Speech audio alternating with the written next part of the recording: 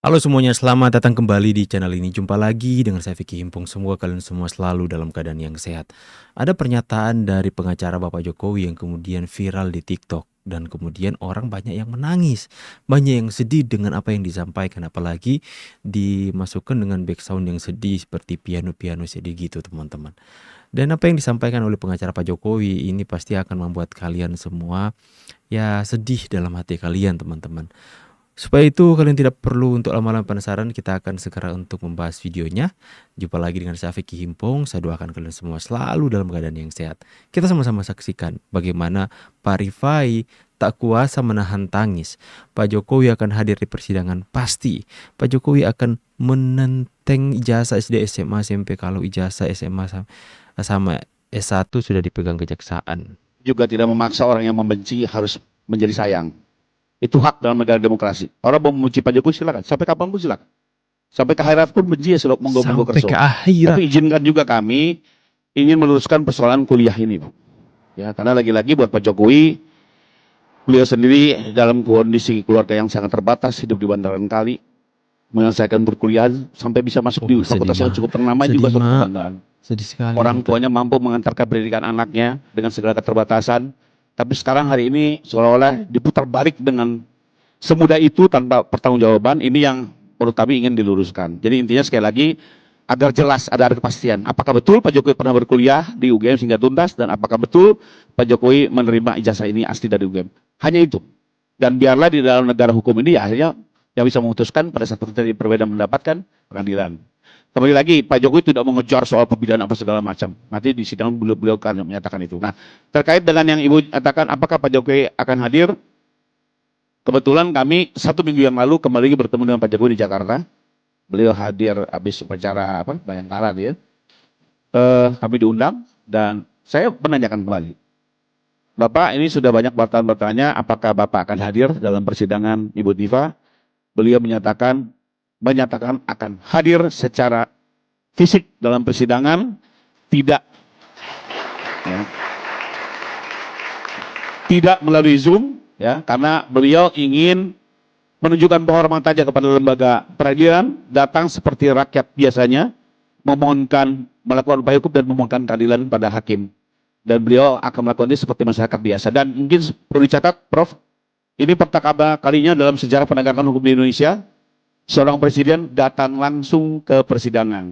Seperti kita ingat di zaman Pak Harto dulu, beliau tidak hadir karena keterbatasan fisik. Lalu kedua, kebetulan saya pernah menangani kasus Pak Hadi Ramalan di kasus Bukit.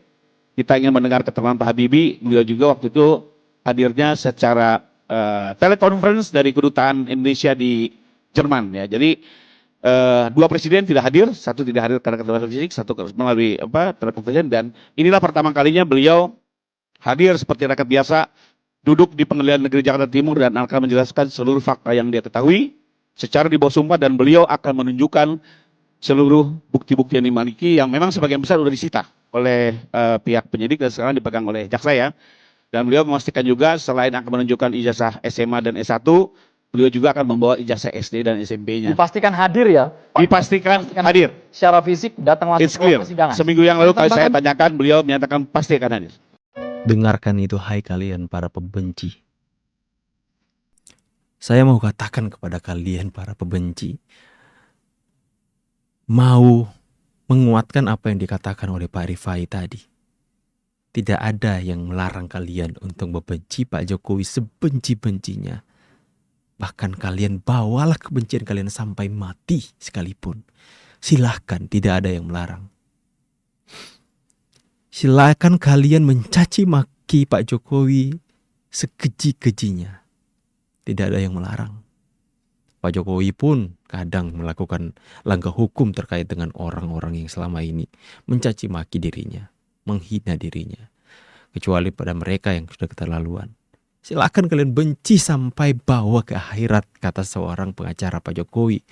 Yang kemudian saya tahu bahwa hatinya menangis ketika melihat bagaimana seorang Pak Jokowi yang dulu orang tuanya itu mereka tinggal di pinggir sungai.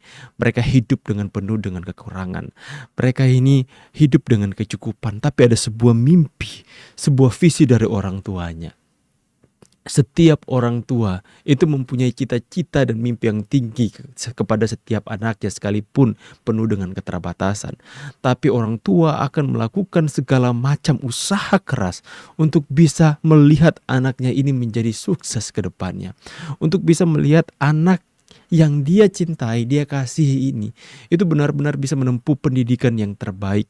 Kendati harus dia banting tulang kerja dari pagi sampai malam, kendati harus berhutang, kendati dia harus buang malu untuk melakukan pekerjaan-pekerjaan yang serabutan untuk mencari uang, mencari nafkah untuk membiayai pendidikan anaknya. Dengan susah payah Pak Jokowi, keluarganya itu berjuang berusaha keras sehingga Pak Jokowi bisa menyelesaikan S1 tanpa berpikir bahwa kelak nanti agar supaya anak saya menjadi presiden. Enggak, agar supaya anak saya ini bisa sama seperti teman-temannya menempuh pendidikan yang tinggi dan kemudian bisa mempunyai ijazah untuk dia mendapatkan pekerjaan yang layak, agar supaya Pak Jokowi ini tidak seperti bapaknya yang tidak bisa menjadi sukses yang seperti bapak yang miskin ini. Mungkin seperti itu pandangan dari orang tua Pak Jokowi. Perjuangan yang dilakukan itu dicoreng, dirusak oleh orang-orang yang begitu fitnah dengan kejamnya kepada Pak Jokowi. Ya, bagaimana sakit hatinya seorang Pak Jokowi, bagaimana hancurnya seorang Jokowi, yang dimana ada perjuangan orang tuanya, ada perjuangan, ada tetesan air mata keringat dari orang tua Pak Jokowi yang berusaha mati-matian agar Pak Jokowi bisa menyelesaikan S1.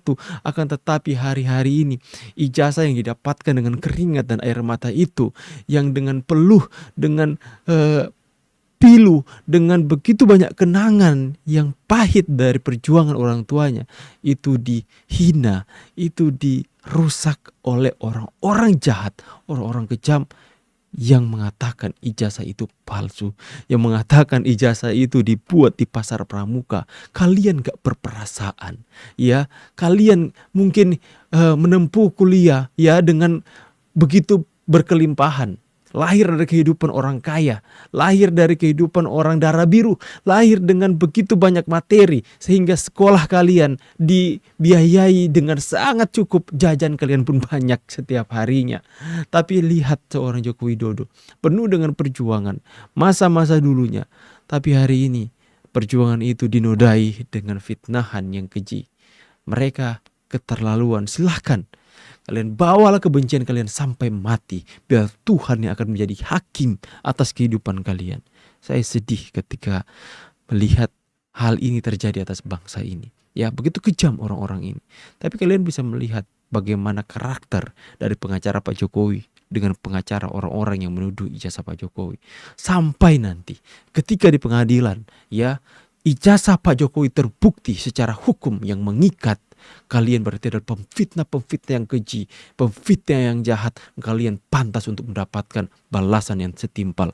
Kalaupun hakim atau hukuman di dunia tidak bisa memberikan balasan yang setimpal, saya yakin ya, hukum tabur tuai akan menghampiri kehidupan kalian. Kalian akan mendapatkan balasan dari apa yang kalian lakukan kepada orang seperti Jokowi ini. Biarkan semuanya, kebenaran akan terpampang nyata, dan itu akan menghancurkan kehidupan orang-orang yang hari ini tetap bebal, tegar, yang terus-menerus memfitnah yang tidak ada habis-habisnya. Bagaimana teman-teman? Apakah kalian merasakan kesedihan yang sama? Tulis di kolom komentar. Saya pamit. See you in the next video. God bless.